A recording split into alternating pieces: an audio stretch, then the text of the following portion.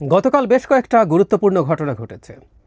Apparently মনে হচ্ছিল সব শান্ত হয়ে এসছে, কিন্তু প্রথম আমরা উপদেষ্টা ওয়াহিদুদ্দিন মাহমুদের একটা মন্তব্য দেখে দেখলাম যে না, প্রধান উপদেষ্টা থাকছেন। তাতে মনে হলো যে সব কিছু মোটামুটি শান্ত হয়ে এসছে, কিন্তু তারা এরপর একটা অফিসিয়াল স্টেটমেন্ট, যেটা প্রধান উপদেষ্টা তার অফিসিয়াল ফেসবুকে শেয়ার করেছেন, সেটা খুব তীব্র সন্দেহের জন্ম দিয়েছে। এবং একই সাথে গতকালই তিনটা রাজনৈতিক দল দেখা করেছে প্রধান উপদেষ্টার সাথে, বিএনপি, জামায়াত এবং এনসিপি, রেজিস্ট্রেশনহীন একটা দল দেখা করেছেন। এটা অবশ্য ডক্টর ইউনূসের নিজের দল, দেখা করতেই পারে, তাদের প্রধান আলাদাভাবে দেখা করতে পারেন। তো দেখা হওয়ার বিষয়টা নিয়ে আলাদা করে আলোচনা করব, এবং এখানে এক ধরনের বিএনপিকে হিউমিলিয়েট করা হয়েছে বলে মনে হতেই পারে, এবং এটা একটা অর্থহীন বৈঠক হয়েছে বলবো আমরা। কারণ স্টেটমেন্ট যেটা দেওয়া হয়েছে সেই স্টেটমেন্টটা আসলে অনেক কিছু বলে দিয়েছে, খুবই অ্যালার্মিং। আমরা যদি তার প্রতিটা বাক্য পড়ি এবং রিডিং বিটুইন লাইন্স, তার রাইটার্স প্রেমিস বলে যে একজন রাইটার আসলে কি ঢঙে লিখেছেন, অনেক সময় সেটা কমিউনিকেটেড হয় বা রাইটার নিজে কমিউনিকেট করতেই চান। আমার কাছে মনে হয় পরিকল্পিতভাবে এই ধরনের মেসেজ আমাদেরকে দেওয়ার চেষ্টা করা হয়েছে, মেসেজ সামনে আনার চেষ্টা করা হয়েছে। সোজা বাংলায় বলতে গেলে সেনাপ্রধান এবং বিএনপিকে ধমক বা হুমকি দেওয়া হয়েছে বলা যেতেই পারে। আমরা একটু স্টেটমেন্টটা পড়ি, তারপর এটা একটু পুঙ্খানুপুঙ্খভাবে অ্যানালাইজ করতে হবে, কারণ এটা অফিসিয়াল স্টেটমেন্ট। এর প্রতিটা শব্দ, প্রতিটা বাক্য তো বটেই, প্রতিটা শব্দ খুব গুরুত্বপূর্ণ। হুবহু যা লেখা হয়েছে সেটা এরকম যে জাতীয় অর্থনৈতিক পরিষদে এনইসির বৈঠক হয়েছে। এখানে অন্তর্বর্তী তিনটি প্রধান দায়িত্ব তারা বলছেন, নির্বাচন, সংস্কার ও বিচার বিষয়ে বিস্তারিত আলোচনা হয়। মানে এগুলো কে দিয়েছে, কিভাবে দিয়েছে প্রশ্ন তোলা যায়, তুলছি না আপাতত। প্রধান উপদেষ্টা প্রফেসর মোহাম্মদ ইউনূসের সভাপতিত্বে রাজধানীর শেরেবাংলা নগর এলাকায় পরিকল্পনা কমিশন এই বৈঠক অনুষ্ঠিত হয়। এসব দায়িত্ব পালনে বিভিন্ন সময় নানা ধরনের অযৌক্তিক দাবি দেওয়া, উদ্দেশ্য প্রণোদিত এখতিয়ার বহির্ভূত বক্তব্য, এই জায়গাটা খেয়াল রাখবো, আমি আবার পড়ব, এবং কর্মসূচি দিয়ে যেভাবে স্বাভাবিক কাজের পরিবেশ বাধাগ্রস্ত করে তোলা হচ্ছে এবং জনমনে সংশয় ও সন্দেহ সৃষ্টি করা হচ্ছে, তা নিয়ে বিস্তারিত আলোচনা হয় বৈঠকে। দেশকে স্থিতিশীল রাখতে, নির্বাচন, বিচার ও সংস্কারের কাজ এগিয়ে নিতে এবং চিরতরে দেশে স্বৈরাচারের আগমন প্রতিহত করতে বৃহত্তর ঐক্য প্রয়োজন বলে মনে করে উপদেষ্টা পরিষদ। এ বিষয়ে অন্তর্বর্তী সরকার রাজনৈতিক দলগুলোর বক্তব্য শুনবে এবং সরকারের অবস্থান স্পষ্ট করবে। শত বাধার মাঝেও গোষ্ঠী স্বার্থকে উপেক্ষা করে অন্তর্বর্তী সরকার তার উপর দায়িত্ব পালন করে যাচ্ছে।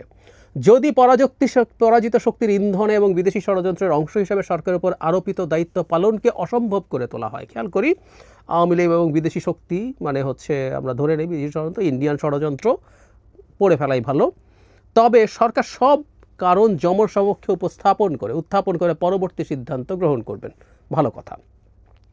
অন্তর্বর্তীকালীন সরকার জুলাই অভ্যুত্থানে জনপ্রত্যাশাকে ধারণ করে, কিন্তু সরকারের স্বকীয়তা, সংস্কার উদ্যোগ, বিচার প্রক্রিয়া ও সুষ্ঠু নির্বাচন ও স্বাভাবিক কার্যক্রমকে বাধাগ্রস্ত করে এমন কর্মকাণ্ড অর্পিত দায়িত্ব পালন করাকে অসম্ভব করে তুললে লাস্ট জায়গাটা সরকার জনগণকে সঙ্গে নিয়ে প্রয়োজনীয় সিদ্ধান্ত গ্রহণ করবে।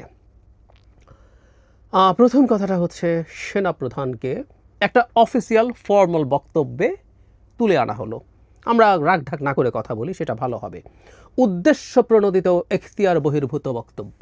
সেনাপ্রধান সাম্প্রতিক সময়ে যে বক্তব্য দিয়েছেন, শুধু এটা না, এর আগেও তিনি রাওয়া ক্লাবে একটা বক্তৃতা করেছেন, সেটা নিয়েও সরকারের মধ্যে কারো মধ্যে স্ট্রেস তৈরি হয়েছিল। এটা একই ধরনেরই বক্তব্য, এখানে সেটা তারা ডেকে এনেছেন। আমরা এই জায়গাটা একটু ক্ল্যারিফাই করি। সেনাপ্রধান তার অফিসারদের সামনে যে বক্তব্য দিয়েছেন সেটা আসলে অফিসিয়ালি তারা জানান নেই, এটা বিভিন্ন সূত্রে মিডিয়াতে চলে এসছে। আমরা এভাবে ধরতে পারি যে এটার এক ধরনের সায় সর্বোচ্চ পর্যায়ে থেকেই ছিল সেনাবাহিনীর, তাহলে ঠিক আছে, কিন্তু তারপর তারা কোনো অফিসিয়াল স্টেটমেন্ট দিয়ে এটা করেননি।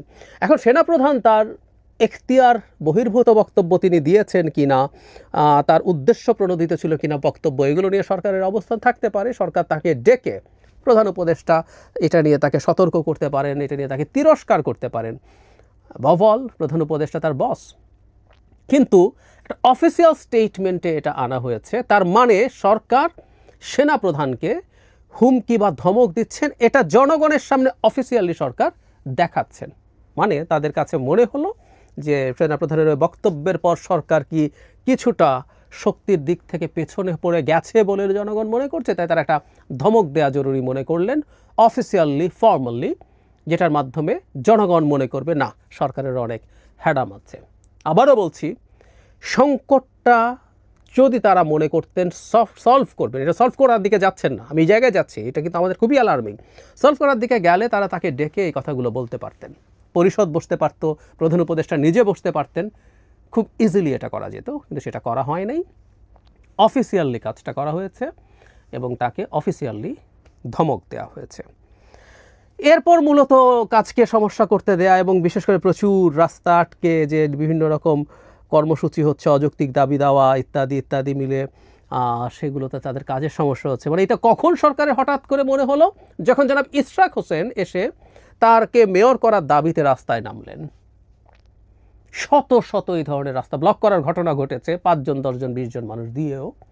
আমরা এটা নিয়ে দীর্ঘদিন আলোচনা করেছি যে সরকারকে কঠোর হতে হবে, আইন প্রয়োগ করতে হবে, বল প্রয়োগ করতে হবে। আমি বলেছি, অনেক সমালোচিত হয়েছে, কিন্তু বলেছি, বহুবার বলেছি যে সরকার যদি নৈতিকভাবে এবং আইনের মধ্যে থেকে প্রপোর্শনেটলি বল প্রয়োগ করে সেটা জনগণ খারাপভাবে দেখবে না, কিন্তু সরকার এগুলো করে নাই। বিশেষ করে একটা গোষ্ঠীর ক্ষেত্রে সরকার কোনোদিনও বল প্রয়োগের পথে হাঁটে নাই, সেটা হচ্ছে ইসলামিস্ট এক্সট্রিমিস্টরা। বহু ক্ষেত্রে তারা বহু কিছু ঘটিয়েছে, সরকার পদক্ষেপ নেয় নাই, এবং কেন নেয় নাই এই স্টেটমেন্টে আছে আমি মনে করি। আবারও বলছি, আমাদের রিডিং বিটুইন লাইন্স পড়তে হবে। এসব বাক্যের মধ্যে, এসব শব্দের মধ্যে অনেক হিডেন মিনিং থাকে। আমার সাথে কেউ ডিসঅ্যাগ্রি করতে পারেন, আমি আমার টেক বলছি। বিএনপিকে এখানে তার মানে যখন ইশরাক করলেন তখন সমস্যা হয়ে গেল, আর আগে হয় নাই। এরপর আওয়ামী লীগের নিষিদ্ধ করার নাম দিয়ে একই ঘটনা কয়দিন আগেই হলো, কিছু হয় নাই, কিন্তু এটা তো ডক্টর ইউনূসের নিজের দলের লোকজন, হাসনাত আবদুল্লাহ, এনসিপি এবং জামায়াত টু সাম এক্সটেন্ট সরকারের সাথে ইজ ভেরি মাচ অ্যালাইন্ড, এবং ইসলামিস্টরা, তাতে সমস্যা হয় নাই। এছাড়াও যে কেউ এই কাজগুলো একটা সময় করেছে, কোনো রকম কোনো ব্যবস্থা নেই। হঠাৎ করে তাদের মনে হলো, ইভেন আমরা একজন উপদেষ্টা সৈয়দা রিজওয়ানা হাসান যখন 2 দিন আগে ব্রিফিং করছেন, তখনও তিনি বলছেন অফিস থেকে যমুনায় আসবো, রাস্তা আটকে যায়, কারোর সাথে মিটিং আছে, হয় না।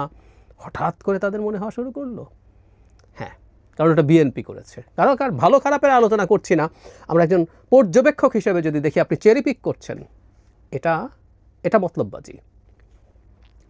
এরপর যেটা হয়েছে সেটা হলো এই বিচার সংস্কার ম্যান্ডেটের কথা বলছেন, তাদের দায়িত্ব তারা নিজেরা নিয়ে নিয়েছেন না, সরি, এবং তাদের দায়িত্ব নাহিদ, আসিফ, হাসনাত এরা মিলে দিয়ে দিলেও হবে না, একদম হবে না।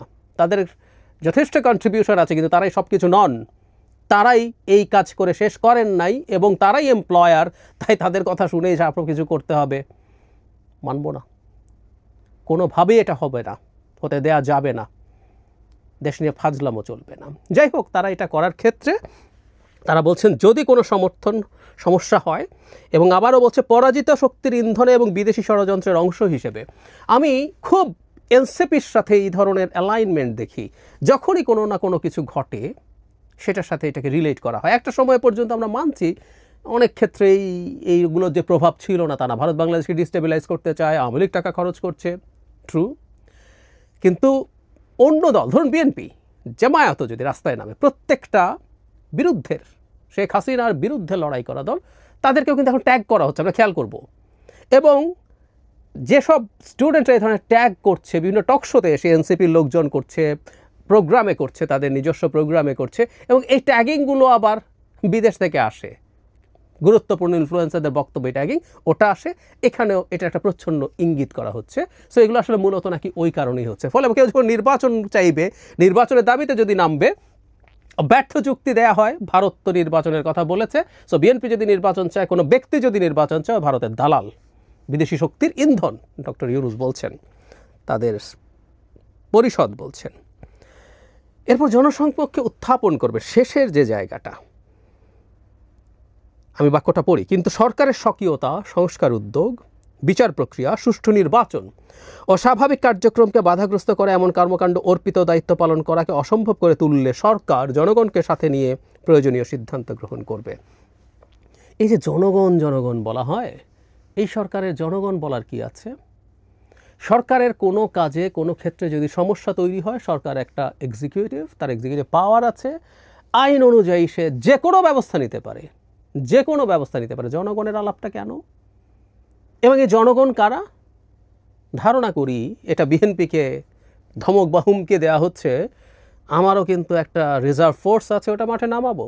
পুলিশ দিয়ে কতটুকু পারবেন তারাও হয়তো কনফিউজড, এবং এই পুলিশ বিএনপির ওপরে আওয়ামী লীগের সময় যা করেছেন তা করবে কিনা, বা সেনাবাহিনী করবে কিনা, বিশেষ করে অন্তত জেনারেল ওয়াকার যদি মিলিটারি চিফ থাকেন, আমি জানি না তাকে রাখা আদৌ শেষ পর্যন্ত যাবে কিনা, সেই চেষ্টা নিশ্চয়ই চলছে তাকে সরিয়ে ফেলার, আমি জানি না। যদি থাকেন তাহলে সেনাবাহিনীকে দিয়েও যাচ্ছে তাই করা যাবে কিনা সন্দেহ আছে। সুতরাং একটা জনগণ আছে, যে জনগণকে তিনি কোনো রকম কোনো সমস্যা করেন নাই। ইভেন বাংলাদেশে জঙ্গিবাদের উত্থান হচ্ছে বা তাদের একটা ওপেনিং দেখা যাচ্ছে যখন নিউ ইয়র্ক টাইমস বলছে, সেরকম জায়গায়ও সেটা হচ্ছে ফান্ডামেন্টালিস্ট মুসলিমস। ইসলাম নিয়ে অনেক আলোচনা আছে, কিন্তু র্যাডিক্যাল ইসলামিস্ট বলে একটা বিষয় যেটা আছে সেটা বাংলাদেশে এক্সিস্ট করে, এবং তাদেরকে উনি মাথায় তুলেছেন, তাদেরকে সব কিছু করতে দিয়েছেন যা ইচ্ছে তাই, কোনো অ্যাকশন নেন নাই। এই জনগণই সম্ভবত উনি এখানে বোঝাতে চাইছেন জনগণকে সঙ্গে নিয়ে প্রয়োজনীয় সিদ্ধান্ত কি? পেটাবেন, হামলা করবেন, এসব। অবশ্য কিছু জনগণ ডক্টর ইউনূসের 5 বছর লাগবে টাকবে আওয়াজ ফেসবুকে তুলতে তুলতে এখন মাঠেও নামতে শুরু করেছে। বোধ করি তারাও আস্তে আস্তে নামাবেন, গণভোট চাই, ওনাকে 5 বছর, এসব আলাপ আমরা জানি, এসব আসতে যাচ্ছে। আমরা খুব স্পষ্টভাবে দেখতে পাচ্ছি ডক্টর ইউনূস দেশকে একটা সংঘাতের দিকে নিয়ে যাচ্ছেন। একদম একটা সময় পর্যন্ত ওনাকে ছাড় দিয়ে মনে হতো তার সরকারের একটা অংশ এটা করছে ওটা করছে, তিনি তাকে ভুল বোঝাচ্ছে। নিজের কাছে হাসি পেত এই কথাটা বলার সময়, যখন আওয়ামী লীগ নিয়ে বলতে হাসাহাসি করতাম, তো তারপরও নিজের লজ্জার মাথাকে ওনার প্রতি এই কথাটা বলেছিলামও কখনো কখনো। দিন যত যাচ্ছে বোঝা যাচ্ছে এই গ্র্যান্ড ডিজাইন, গ্র্যান্ড প্ল্যানিংয়ের ইন্টিগ্রাল পার্ট উনি। এটা ওনার ব্রেন চাইল কিনা সময়ের সাথে সেগুলো বোঝা যাবে, কিন্তু উনি এই ডিজাইনের পার্ট, একটা কেওস তৈরি করা সম্পূর্ণ পরিকল্পনা দেখা যাচ্ছে, এবং সেই কেওস তৈরি করার মাধ্যমে ক্ষমতাকে দীর্ঘায়িত করার একদম স্পষ্ট নিদর্শন দেখা যাচ্ছে। এই স্টেটমেন্ট দেশকে ডিস্টেবিলাইজ করার সরকারের দিক থেকে ক্লিয়ার ইন্ডিকেশন দেয়, আমার কাছে অন্তত সেটা।